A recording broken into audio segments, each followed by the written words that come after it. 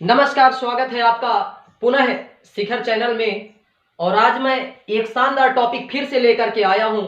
और आज मैं कई दिनों के बाद इसलिए पुनः अपने चैनल में दिखाई दे रहा हूं क्योंकि विगत पिछले कुछ माह में मेरे एग्जाम लगे हुए थे, जिनके कारण मैं जो है थोड़ा इसमें ध्यान नहीं दे पा रहा था। लेकिन मैं फिर आपके सामने उपस्थित हूँ एक जानदार टॉपिक लेकर के, जो आपको हर एक एग्जाम में सहायक होगा। मतलब जितने भी कॉम्पिटिटिव एग्जाम हैं, आप कहीं ना कहीं इस चीज को रटते रहते हैं। और देखिए, ट्रिक है ये। और ट्रिक मैं साधारणतः बोल सकता हूं कि हर जगह ट्रिक जरूरी नहीं होती है, लेकिन ट्रिक सीमित ही याद करना चाहिए, विशेषतः हमें समझने पर बल देना चाहिए। तो लेकिन फिर भी ट्रिक बहुत सहायक होती है। और उस इसी तरह की एक ट्रिक मैं खुद अपने द्वारा बनाई हुई ट्रिक मैं लेकर आया हूं। और चलिए इस क्लास की शुरुआत एक छोटे से गाने के साथ करते हैं कि दुनिया में कूट अनेकों हैं, पर चित्रकूट समकूट नहीं। दुनिया में लूट अनेकों हैं, पर राम नाम शमलूट नहीं। अरे दुनिया में झूठ अनेकों हैं, पर जटा झूठ समझूठ नहीं। दुनिया में कूट अनेकों हैं, पर चित्रकूट समकूट नहीं। तो ये मैं अपने पास ही स्थित चित्रकूट धाम का एक ऐसा प्रिय भजन है जो लगातार मतलब मैं इसको सुनता रहता हूँ। और इसको सुनने से पता नहीं एक आत्मिक अनुभूति, एक आनंद का अनुभव होता है। और मैं इसे कभी ना कभी सुनता ही रहता हूँ।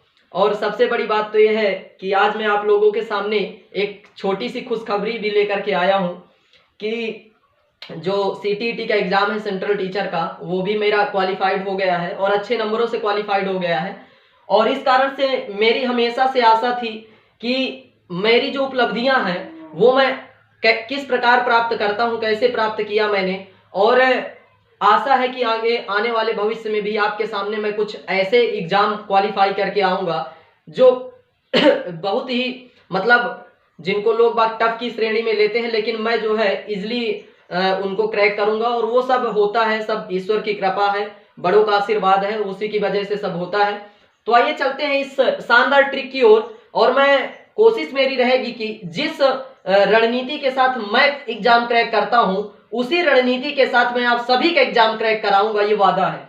तो आइए चलते हैं एक शानदार ट्रिक के साथ। ये फसल से हर एक एग्जाम में आपका सवाल पूछा जाता है। और साधारणतः आती है रबी की फसल, खरीफ की फसल हम लोग भूल जाते हैं अक्सर। तो आइए, रबी की फसल में साधारणतः ठंडी में बोई जाती है, यानी मतलब गेहूं कब बोया जाता है ना। तो ये आपका अक्टूबर नवंबर में बोया जाता है और साधारणतः गर्मी में काट लिया जाता है। तो इसका कॉन्सेप्ट लगाइए कि ठंडी में बोया जाता है और गर्मी में काट लिया जाता है। तो उसको इस तरह से आप याद रख सकते हैं। रटेंगे तो रटते रह जाएंगे, है ना। और इसकी एक शानदार सी ट्रिक है कि आज सच में राई में गेम खेला रवि ने।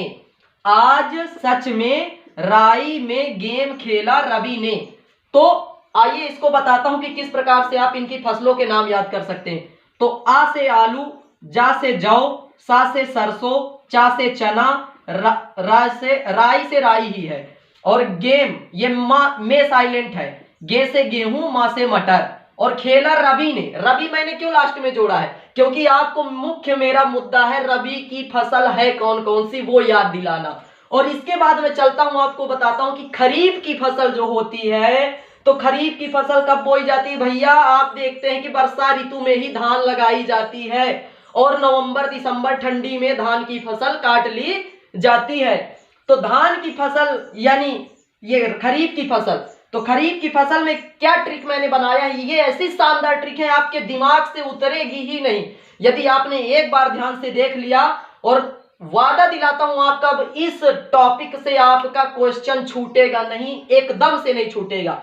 तो अरे गधा बाजा मत बजा, खड़े खड़े होकर या खड़े होकर, खड़े इसलिए लिख दिया क्योंकि इससे खरीफ का बोध हो रहा। तो अरे, अरे का मतलब हो गया अरहर।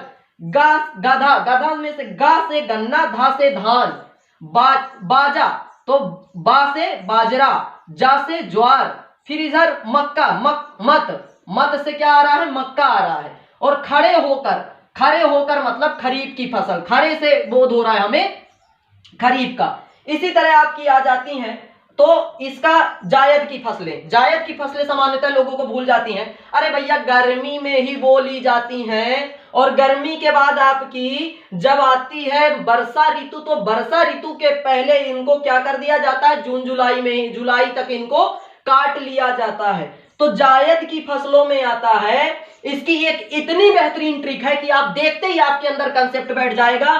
ताऊ खीरा खाकर जायदाद बेच दिए। अरे आपके ताऊ जी है ना, वो खीरा खा करके पूरी जायदाद बेच दिए।